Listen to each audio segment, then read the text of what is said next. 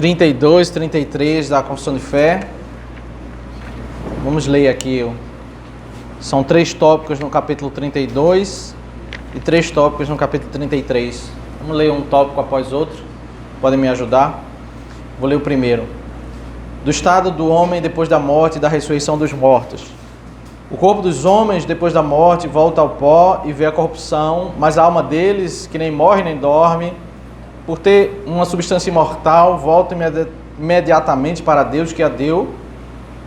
A alma dos justos, sendo então aperfeiçoada em santidade, é recebida no mais alto dos céus, onde contempla a face de Deus em luz e glória, esperando a plena redenção do corpo deles. A alma dos ímpios é lançada no inferno, onde permanecerá em tormentos e em trevas espessas, reservada para o juízo do grande dia. Além desses 2 lugares destinados às almas separadas de seus respectivos corpos, as Escrituras não reconhecem nenhum outro lugar. No último dia, os que estiverem vivos não morrerão, mas serão mudados. Todos os mortos serão ressuscitados com seu próprio corpo, e não outro, embora com qualidade diferente. Se unirão novamente à sua alma para sempre. Os corpos dos justos serão pelo poder de Cristo ressuscitados para a visão. Os corpos dos justos serão pelo seu Espírito ressuscitados para a alma, e para serem semelhantes ao próprio tempo de Deus. Capítulo 33. Deus já determinou um dia no qual, com justiça, há de julgar o mundo por meio de Jesus Cristo, a quem, pelo Pai, foram dados o poder e o juízo. Nesse dia, não somente serão julgados os anjos apóstolos, mas igualmente todas as pessoas que tiverem vivido sobre a terra comparecerão ante o tribunal de Cristo, a fim de darem conta dos seus pensamentos, palavras e feitos, e receberem o galardão segundo o que tiverem feito, do bem ou do mal, por meio do corpo. O fim que Deus tem em vista, determinado este dia, é manifestar a sua glória, a glória de sua misericórdia na eterna salvação dos eleitos e a glória da sua justiça na condenação dos réprobos, que são os perversos e desobedientes. Os justos irão, então, para a vida eterna e receberão aquela plenitude de regozijo e alegria procedentes da presença do Senhor.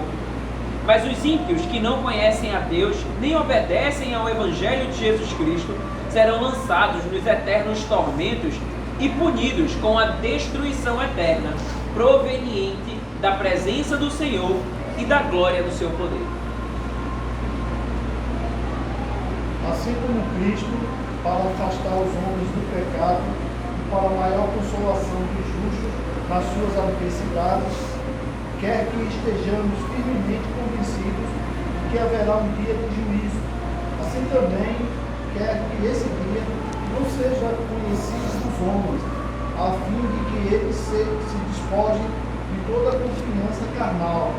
Sejam sempre vigilantes, não sabendo a que hora virá o Senhor, e estejam prontos para dizer: bem modo, Senhor Jesus. Amém. Amém.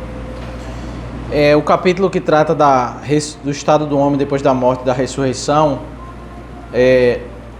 tem uma ênfase aqui sobre o fato dos homens não dormirem após a morte, né? 1 Tessalonicenses há uma referência, né, que o Senhor levantará aqueles que dormem. Eles usavam essa palavra dormir como uma referência para a morte. Então, daí começou-se a ter uma crendice, né, uma interpretação de que as pessoas que dormem, que morrem, elas ficam dormindo inconscientes até a segunda vinda de Cristo. Isso é um ensino equivocado. Então, na Confissão de Fé, eles fizeram questão de enfatizar, porque o que 1 Tessalonicenses destaca ao falar sobre dormir é morrer, né? A palavra é como sinônimo de morrer, mas você não pode imaginar que a pessoa que morreu, ela está inconsciente, porque os textos bíblicos que vão destacar a igreja no livro de Apocalipse, ou quando Cristo fala para o ladrão na cruz, fala que ele vai subir e vai estar na presença de Deus imediatamente. Então, eles estão diante de Deus, eles estão conscientes e eles estão adorando a Deus em alegria, né? A alma deles está em alegria diante de Deus, né? E aí a confissão também de fé fala aqui assim: a alma dos ímpios é lançada no inferno. Ainda haverá o julgamento final. As pessoas que morreram ainda não passaram pelo julgamento final. Mas existem dois lugares, e aqui claramente uma confrontação ao ensino católico, né, do purgatório, da qualquer crendice que foi estabelecida ao longo da história. Eles falam, além desses dois lugares, a Escritura não reconhece nenhum outro lugar. Então, quem morreu em Cristo está na presença de Deus. E quem morreu sem Cristo está no inferno. Não existe um lugar intermediário onde você pode, como a crença católica, ficar orando por essa pessoa, né, para que essa pessoa saia daquele lugar e chegue até os céus pela oração das pessoas que estão aqui na terra. Quem não creu em Deus, não creu na redenção, está no inferno. Já é um lugar de tormentos. Antes mesmo do julgamento final. Ele já está sofrendo o julgamento, a condenação do Senhor. A sua alma está padecendo a desonra. E aí no último dia, a gente vai caminhar alguns textos bíblicos, mas haverá ressurreição de justos e injustos. O que é a ressurreição? Como é que você pode definir o que é ressurreição?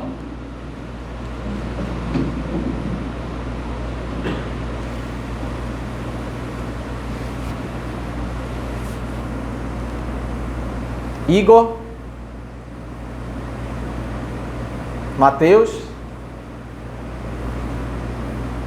Arthur? O que é ressurreição?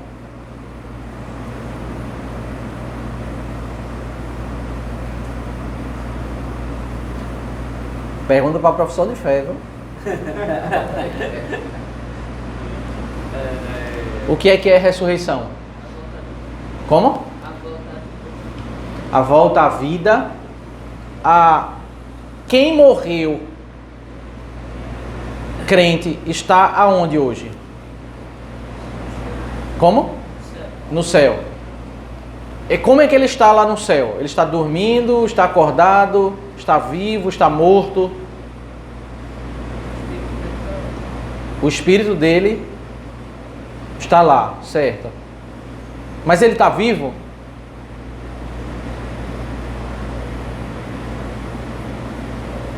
Então o que é ressurreição, se ele já está vivo? Fala, Igor. Não tem problema errar, não.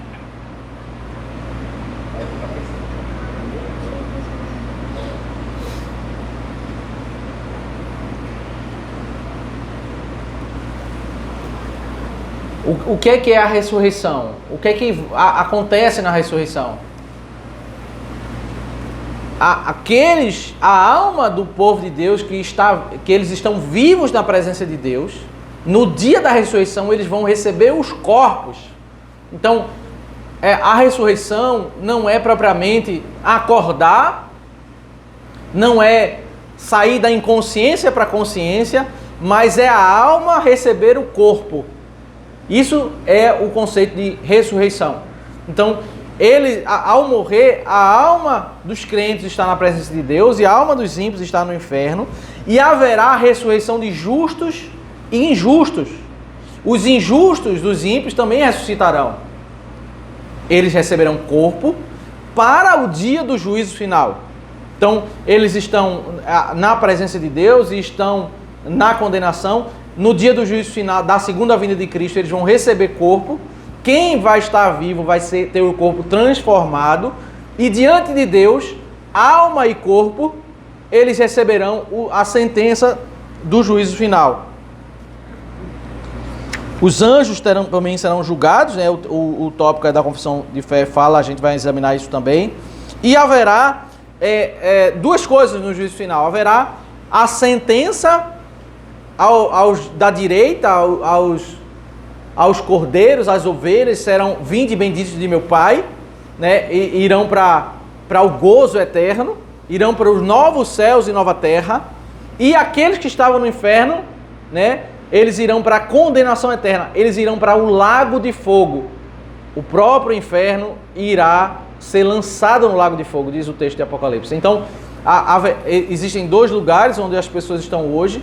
Quando Cristo voltar, esses que estão no inferno serão lançados no lago de fogo, e esses que estão na presença de Deus vão entrar num lugar mais sublime, novos céus e nova terra, tá? Com corpos, né? Ressuscitados, ambos ressuscitados, e vão viver para a eternidade. Não sei se é Testemunho de Jeová ou Mormon, que eles falam sobre aniquilação. Adventista fala, né? Mas, se não me engano, não sei se é Mormon ou Testemunho de Jeová que também defende a aniquilação. Ou não sei se é só Adventista também. Mas eles defendem, o Adventista, né, que há uma aniquilação. No dia do juízo final, aquela pessoa vai ser destruída e vai parar de existir. Mas o que a Bíblia fala é sobre um castigo consciente. Aquele que vai ser condenado, ele não vai ser aniquilado. Ele vai viver por toda a eternidade sofrendo o juízo de Deus. Então, morte eterna, né? Que o Adventista ele vai querer encaixar essa morte eterna com um aniquilamento, né? Então, algumas pessoas até falam assim sobre no céu a gente não ter consciência. Vai ter consciência até no inferno, né? E as pessoas vão ter consciência do passado e consciência do estado em que eles estão. Então, o primeiro texto bíblico que a gente vai ler aí é Daniel capítulo 12, verso 1 e 2. Alguém pode ler, por favor?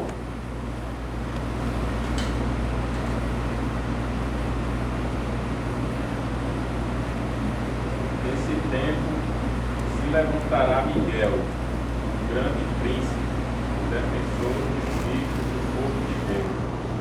E haverá tempo de angústia, como nunca houve, desde que existem nações até aquele tempo.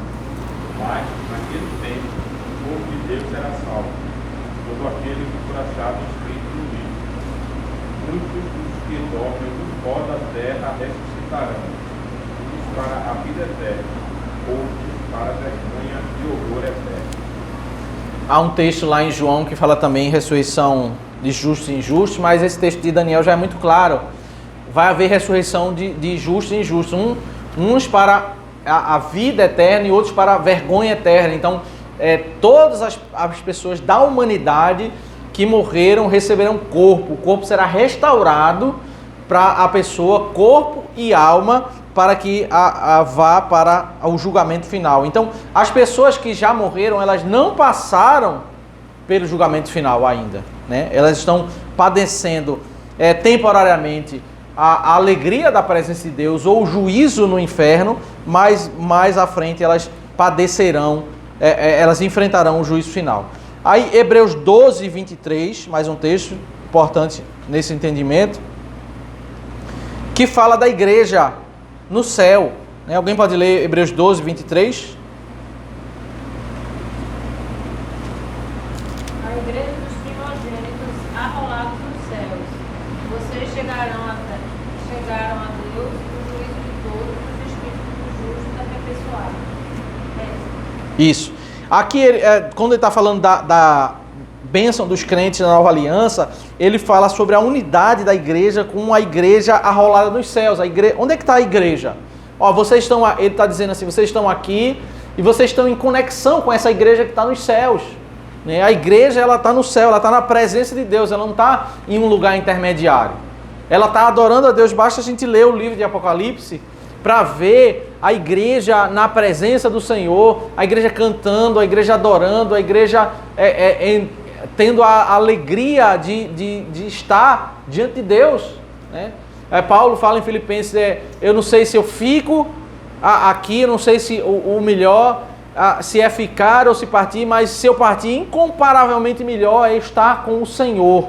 Né? Então, se eu morrer, se eu ficar aqui, eu vou ensinar a igreja, vou ajudar a igreja. Mas se eu morrer, vai ter algo incomparavelmente melhor, porque eu vou para a presença do Senhor. Né? Ele fala isso em Filipenses, quando ele estava prestes a passar pela morte. Né? Então, aí vamos agora para 1 Tessalonicenses capítulo 4.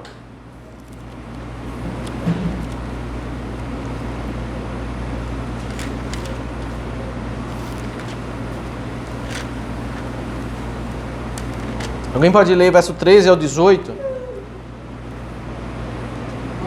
não queremos que vocês ignorem a verdade a respeito dos que dormem, para que não fiquem tristes como os demais, como têm esperança.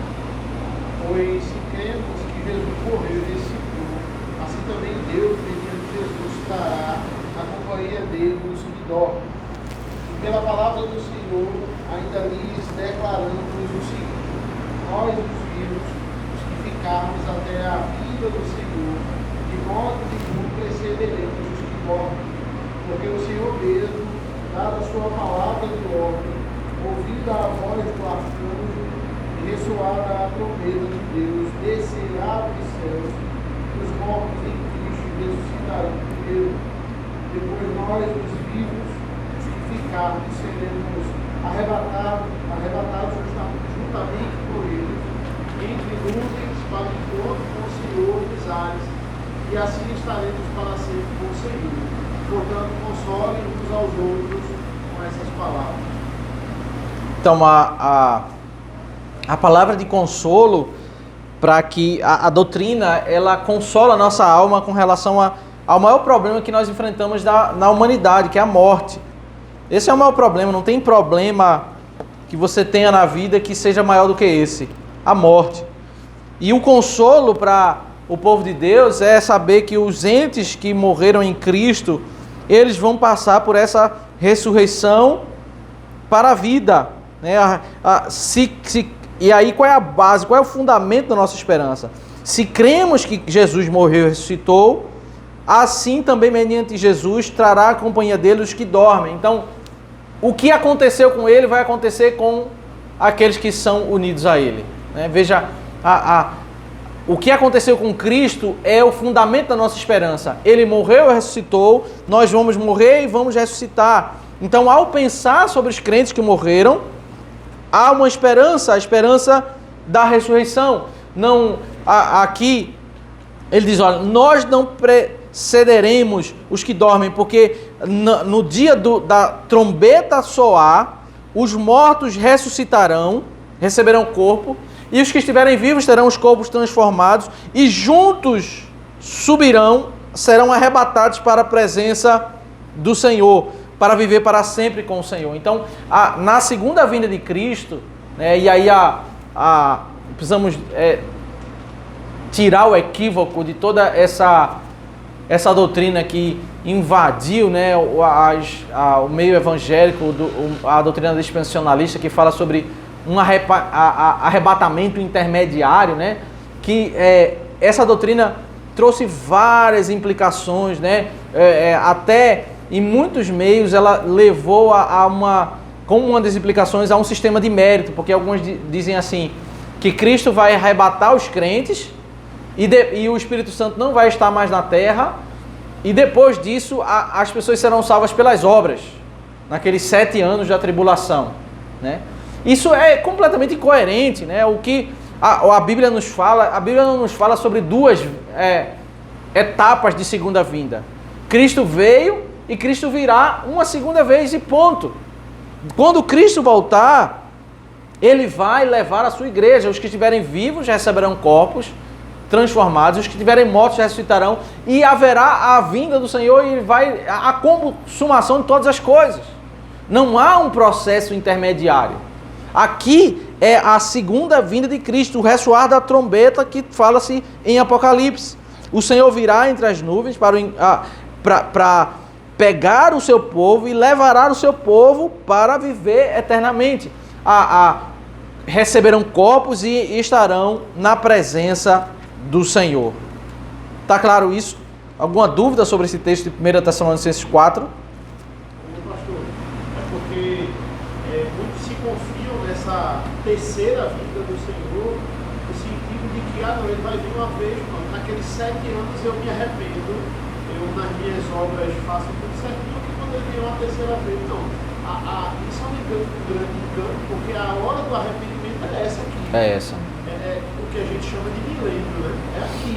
Quando ele vier de novo, quando a trombeta soar, acabou, não tem mais. É uma das implicações da falsa interpretação, dar essa, tipo, eu vou ter outra oportunidade, né? Eu vou ter outro momento, né?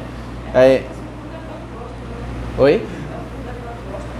É como se fosse o purgatório gospel, exatamente. Né? Existem inúmeras implicações, né, da interpretação equivocada sobre as 70 semanas de Daniel, lá Daniel 9, né? Mas o fato, meus irmãos, é que ao examinarmos Daniel 9 e entendermos as 70 semanas, nós vamos entender claramente, né, que esse é o tempo do arrependimento. Né? Cristo voltar, não haverá mais oportunidade e as coisas estão tudo se consumando. Né? Veja, a gente não para de falar sobre guerras, pandemias e guerras. São os sinais ali de Mateus, né? Que na pregação de Cristo, que ele falou que cada vez mais que se aproximar da vinda de Cristo vai ter pandemias e guerras, nações contra nações. A gente não vai ver uma redução nesse sentido, né? À medida que a sociedade fala tanto sobre paz, sobre união, sobre ecumenismo, o mundo não para de ter guerras, não para de ter pandemias. Né? E isso é anunciado, são os sinais da vinda do Senhor, haverá isso, uma coisa atrás da outra, para que até que a vinda do Senhor, até que haja a consumação. Vamos ler agora Lucas capítulo 16, verso 19 ao 31.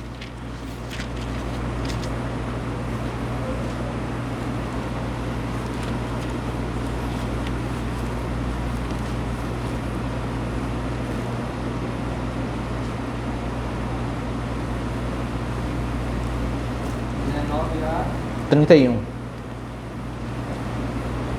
Ora, havia certo homem rico que se vestia de púrpura e de linho finíssimo, que todos os dias se regalava esplendamente. Havia também certo mendigo chamado Lázaro, coberto de chagas, que jazia à porta daquele. Desejava alimentar-se das migalhas que caíam da mesa do rico, até os cães vinham lamber as úlceras. Aconteceu morrer o mendigo e ser levado pelos anjos para o seio de Abraão. Morreu também o rico e foi sepultado. No inferno, estando em tormentos, levantou os olhos e viu ao longe Abraão e Lázaro no seu seio. Então, clamando, disse: Pai Abraão, tem misericórdia de mim e manda a Lázaro que molhe a água na ponta do dedo e me esfregue a língua, porque estou atormentado nessas chamas. Disse, porém, Abraão, filho, lembra-te que recebeste os teus bens em tua vida, e Lázaro igualmente os males, agora, porém, aqui está consolado, tu em tormentos. E, além de tudo, está posto um grande abismo entre nós e vós, de sorte que os que querem passar daqui para vós outros não podem, nem os de lá para cá para nós. Então replicou: Pai, eu te imploro que mandes a minha casa paterna, porque tenho 5 irmãos para que lhes dê testemunho, a fim de não virem também para este lugar de tormento. Respondeu Abraão: eles têm Moisés e os profetas, ouçam. Mas ele insistiu: não, pai Abraão, se alguém dentre os mortos for ter com eles, arrepender-se-ão. Abraão, porém, lhe respondeu: se não ouvem Moisés e os profetas, tampouco deixarão persuadir, ainda que ressuscite alguém dentre os mortos. Então, a história de 2 pessoas que morreram, um foi para a presença de Deus, outro para a condenação, e alguém consciente, sofrendo os tormentos do inferno, queria que fosse enviado alguém para pregar aos vivos, e disse: não vai ser enviado alguém, ninguém pode ir, tem que ouvir a pregação da palavra. Então, não, as pessoas... Esse é o único caminho que as pessoas têm, é ouvir a pregação da palavra para que elas se arrependam, e está posto um abismo entre aqui e ali. Ninguém pode passar de um lugar para outro. Né? É o estado eterno. Ou ouve a pregação da palavra e crê no Senhor, ou vai ser condenado. Aí, assim, uma das coisas que a gente precisa entender que é o desafio dos dias do movimento evangélico, é o seguinte: a Escritura nos fala sobre a salvação pela graça. As Escrituras nos falam sobre a redenção em Cristo. Mas muitas vezes, quando vai falar sobre a condenação e a salvação de pessoas, a Escritura fala sobre obras. Vai dizer as suas obras que você fez, e relaciona a condenação às obras e relaciona a pessoa estar naquele estado de redenção relacionado às obras. Por que a Escritura faz essa relação com as obras?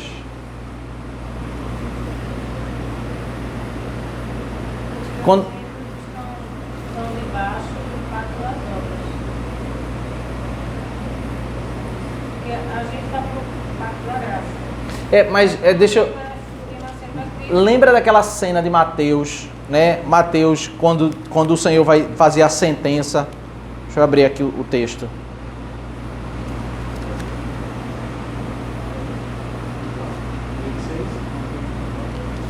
Capítulo 25, versículo...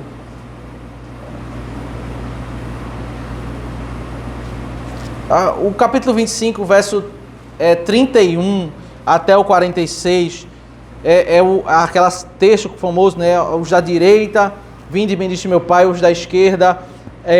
Aí ele diz assim, por que vocês vão ser benditos?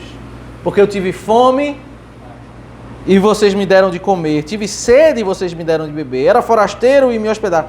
Por que quando a Bíblia está falando sobre esse momento da salvação, vai falar sobre as obras que os crentes fizeram? As obras acompanham a fé que eles professam. Isso. A gente vai ver isso em Tiago, né? Aham. E a gente vai ver isso em Paulo e Efésios, que Deus nos criou para as boas obras para que nós não façamos. Isso. Então isso reflete da glória a Deus. Isso, perfeito. Então, eu tenho que ter o cuidado de quando pegar esses textos de Mateus 24, Mateus 25, de Lucas 16, ainda que o texto está falando sobre obras, eu não vou ver esses textos em contradição com os demais trechos das Escrituras. O que está acontecendo é que, de fato, as boas obras marcam o verdadeiro povo de Deus. A verdadeira fé, ela evidencia-se em obras. Então, qual é a marca do povo de Deus, dos redimidos? São aqueles que fazem boas obras. Então, isso nos caracteriza, não é o fundamento da nossa salvação, não é o que garante a nossa salvação, mas, como Calvino diz, né? Nós somos salvos pela graça, como causa da nossa salvação. Mas nós somos salvos pelas obras como consequência, né? Nas Escrituras ele fala exatamente isso, que as obras, nós não podemos desassociar o crente das obras, mas nunca como causa, mas sim como consequência. Nós somos salvos pela graça, pelos méritos de Cristo, mas você não pode imaginar que um crente, ele desassociado dessas obras, e por isso vai dizer assim, por que quando Cristo voltar, ele vai dizer assim, apartai-vos de mim, porque eu nunca vos conheci, porque vocês desobedeciam, porque vocês não me conheciam, porque vocês, ainda que vocês pregavam o meu nome, eu nunca conheci vocês faziam mais obras. Então, em vários momentos da Escritura, a salvação, esse encontro com o Senhor no julgamento final, vai ser mencionado das obras. Mas por que vai ser mencionado? Porque os ímpios são salvos, são condenados porque as obras deles testificam da impureza deles, do pecado deles, e a redenção em Cristo em nós, ela inevitavelmente transforma o nosso ser e nos faz dar frutos, né? Então, se você atentar aí para Mateus capítulo 25, é um texto que muitos evangélicos, eles dizem assim, olha, se você não tiver boas obras, você não vai ser salvo. Ainda que você crê em Cristo, você não vai ser salvo, porque veja que Cristo está falando todo o tempo sobre obras, né? Ele diz assim no Mateus 25, verso 34, então o rei dirá aos que estiverem à sua direita, venham benditos de meu Pai, venham herdar o reino que está preparado a vocês desde a fundação do mundo, porque tive fome e vocês me deram de comer, tive sede e vocês me deram de beber, era forasteiro e vocês me hospedaram, estava nu e me vestiram, enfermo e me visitaram, preso e foram me ver. Então os justos perguntarão, quando foi que vimos o Senhor com fome e lhe demos de comer? Ou com sede e lhe demos de beber? E quando foi que vimos o Senhor forasteiro e o hospedamos? Ou nu e o vestimos? E quando foi que vimos o Senhor enfermo ou preso e fomos visitá-lo? O rei respondendo lhes dirá, em verdade lhes digo que sempre que o fizeram a um destes meus pequeninos irmãos, foi a mim que o fizeram.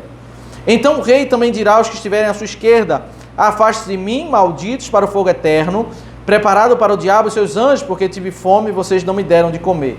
Então veja que a sentença para a salvação e a sentença para a condenação, todas as duas envolvem obras, na fala do Senhor. Mas eu preciso ler esse texto em harmonia com o ensino da salvação pela graça. Mas tudo está relacionado a obras, né? É por causa da obra de Cristo que nós somos salvos pela graça e fomos regenerados e como frutos dessa salvação pela graça nós damos obras de justiça como consequência. Então, diante da sentença do Senhor no dia do julgamento final, Ele vai mencionar as obras.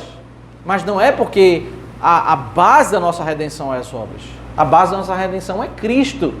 Mas, evidentemente, as obras estão associadas como consequência para a vida do povo de Deus e como uma evidência de que os ímpios não foram redimidos. Mas a nossa esperança é tão somente, na graça do Senhor. Um outro texto que nós podemos ler sobre ressurreição é 1 Coríntios 15. Alguém pode ler, por favor, verso 23 ao 28. 1 Coríntios 15, 23 ao 28.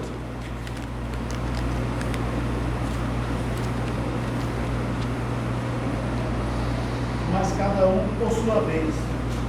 Cristo o primeiro, depois, quando ele vier, os que lhe pertencem. Então virá o fim, quando ele entregar o reino a Deus, o Pai, depois de ter destruído todo o domínio, autoridade e poder. Pois é necessário que ele reine até que todos os seus inimigos sejam postos debaixo de seus pés. O último inimigo a ser destruído é a morte. Porque ele tudo sujeitou debaixo dos seus pés. Ora, quando se diz que tudo lhe foi sujeito, fica claro que isso não inclui o próprio Deus, que tudo submeteu a Cristo. Quando, porém, tudo lhe estiver sujeito, então o próprio Filho se sujeitará àquele que todas as coisas lhe sujeitou, a fim de que Deus seja tudo em todos. Então, na ordem dos acontecimentos, diz que primeiro Cristo ressuscitou e depois os de Cristo serão vivificados, ressuscitados na sua vinda. Então, existem dois, assim como a colheita, as primícias e depois a grande colheita, a segunda vinda de Cristo não tem uma terceira etapa, né? E esse texto é muito mais claro contra a ideia de um reino milenar futuro, porque, observe aí, né? Versículo 25, porque é necessário que ele reine até que tenha posto todos os inimigos debaixo de seus pés. Então, qual é o tempo em que Cristo está reinando? É o tempo em que ele morreu, ressuscitou, assentou-se no trono, e entre primeira vinda e segunda vinda, esse é o período milenar. Esse é o período em que Cristo está reinando. Ele está reinando e ele está pouco a pouco colocando os inimigos por estrado dos seus pés. Até esse ato final, quando ele virá, e ali ele virá para resgatar o seu povo e estabelecer o juízo final. Vida eterna e condenação eterna com toda a humanidade recebendo o corpo, sendo ressuscitada. Então, o período do reinado de Cristo é hoje, entre primeira e segunda vinda. Se a gente atentar para a pregação de Pedro em Atos capítulo 2, né, Pedro, as pessoas começam a falar em línguas no Pentecostes e Pedro começa a pregar. Qual é o ponto de Pedro ali? O que é que Pedro quer argumentar com aquela pregação? Você lembra lá de Atos capítulo 2, o que é que Pedro ele quer argumentar na pregação? Que é o cumprimento de Joel 2. Que é o cumprimento de Joel 2. Velhos sonharão, jovens terão visões, mas está correto. Mas eu quero ir um pouco mais além. Por que o cumprimento de Joel 2? Qual é o ponto? Porque ele não fala só Joel 2, ele continua argumentando. Ele cita vários textos bíblicos. Qual é o ponto principal de Pedro? E os gentios também seriam alcançados. Que os gentios seriam alcançados. Mas assim, é verdade isso. Mas assim, me parece que não é o ponto principal. Primeiro porque a plateia ali não tem gentios, só tem judeus. Ele quer falar alguma coisa para aquela comunidade judaica. Tem um ponto ali importante a ser dito para a comunidade judaica.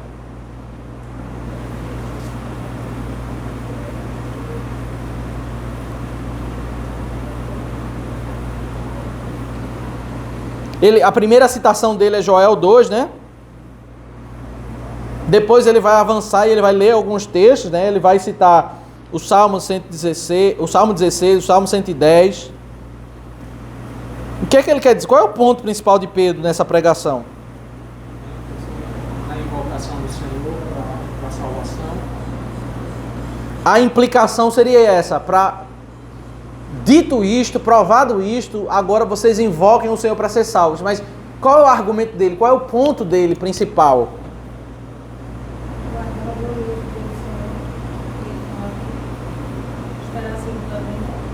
Não é segunda vinda, é alguma coisa, ele quer argumentar. Veja, o texto de Joel 2, o texto do Salmo 16 e o texto do Salmo 110, são 3 citações que ele faz. E ele quer trazer um conceito, ele quer provar um conceito, um ensinamento.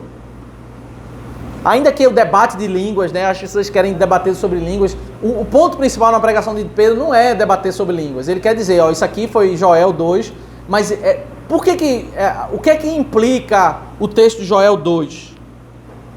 Pastor, tem essa parte que diz, por isso ele se alegrou no meu coração e a minha vida exultou, além disso também a minha própria carne repousará em esperança, porque não deixará a minha alma na morte. Então, ele introduz Cristo no seu discurso.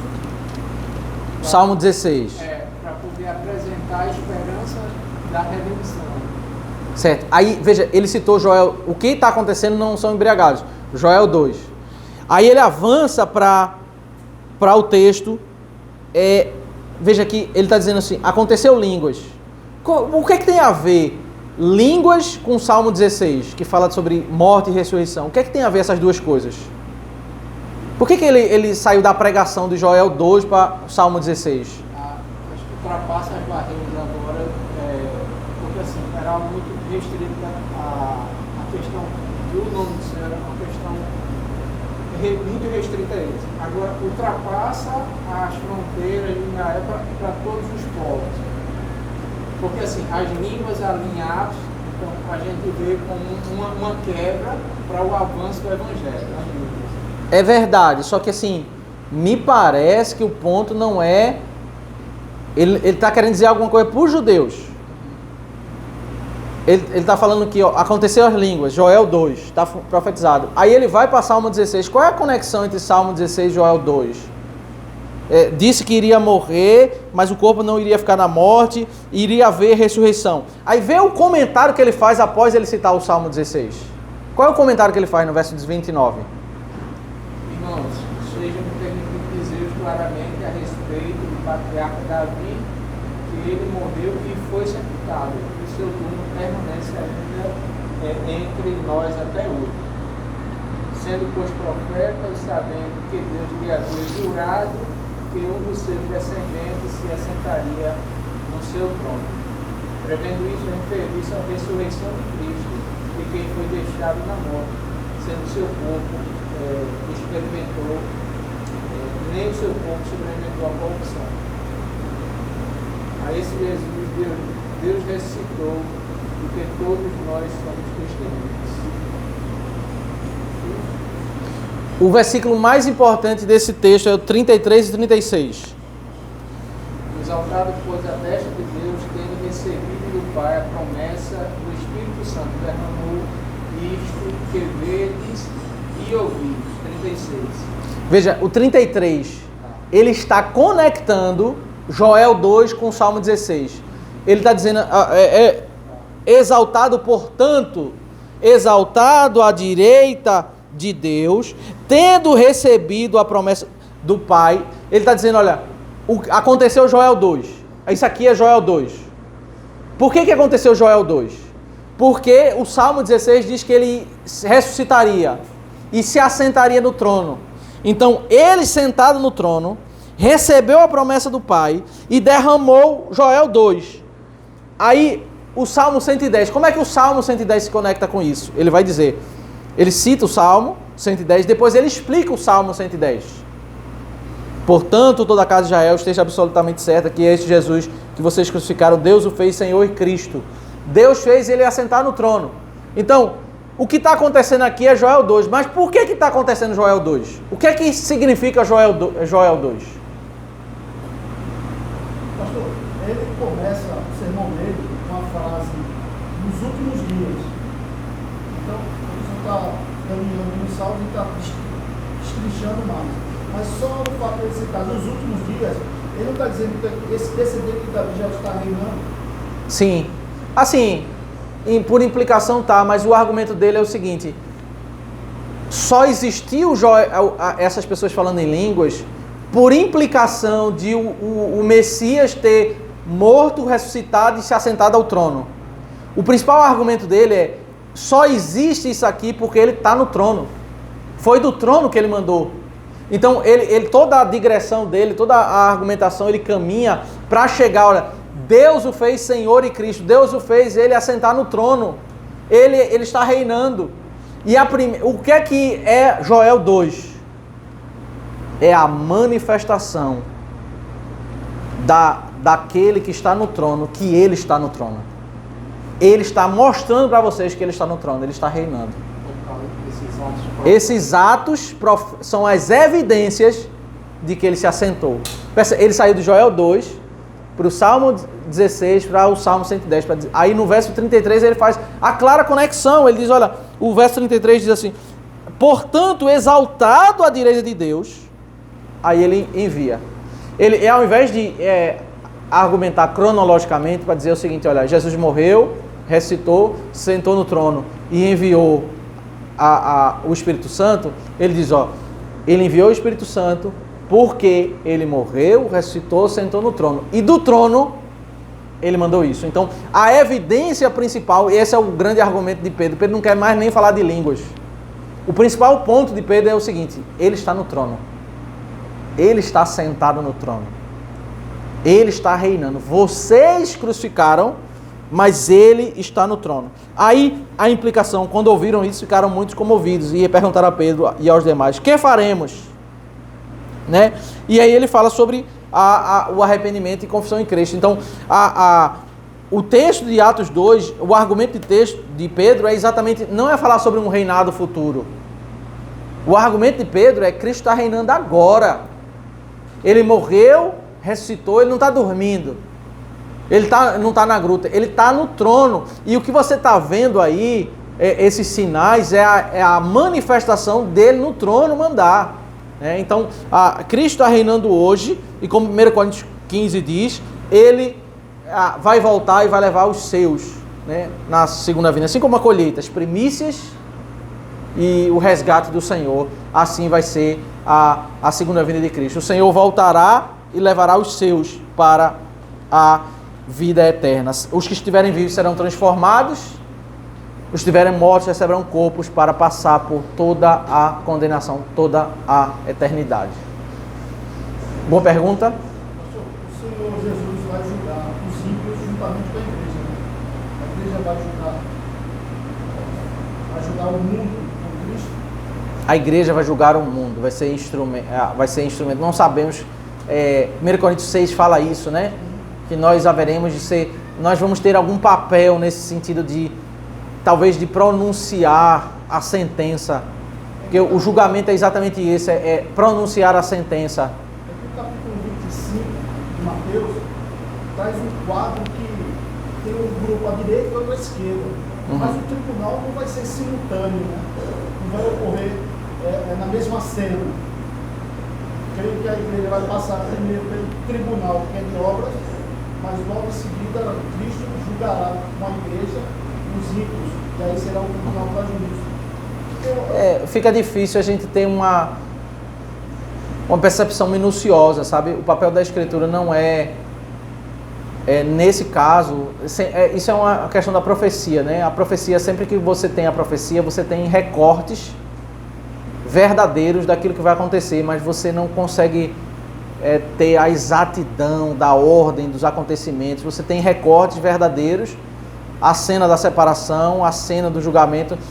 Com esses ensinos a gente vai como que preenchendo informações, mas nós não sabemos, né, com exatidão, né, não dá para com isso ter uma exatidão completa do que vai ser minuciosamente aquele episódio, né?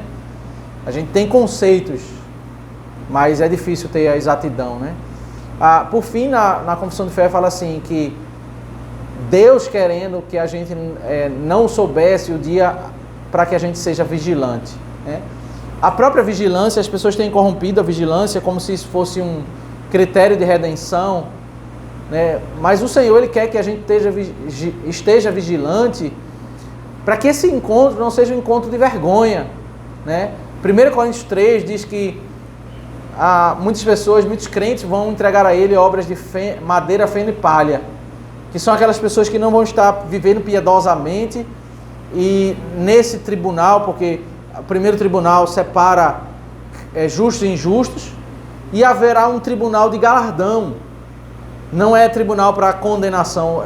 Cristo vai julgar a igreja para dar galardão à igreja, dar ou não dar galardão àqueles que fazem, né? Então, os ímpios serão condenados à luz de alguns textos bíblicos. Nós não sabemos minuciosamente, mas a Bíblia fala sobre intensidade e rigor também, né?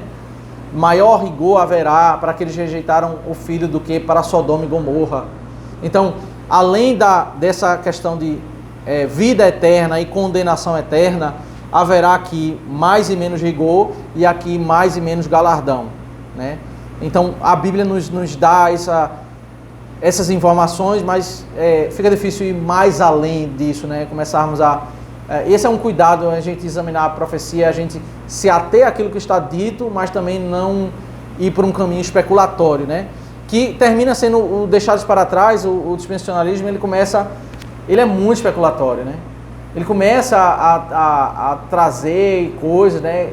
E entra por um enredo que é uma novela, né? É uma coisa extremamente especulatória e não aquilo que tem na revelação, né? E esse é um cuidado que a gente precisa ter, tá bom? Alguma pergunta? Amém. Então vamos orar ao Senhor. Damos graças, ó Deus, pela Tua palavra, pela Tua verdade, e pedimos, ó Deus, que o Senhor nos fortaleça na Tua verdade, que o Senhor nos abençoe, ó Deus, que o Senhor nos guarde. Isso que nós te oramos, em nome de Cristo. Amém.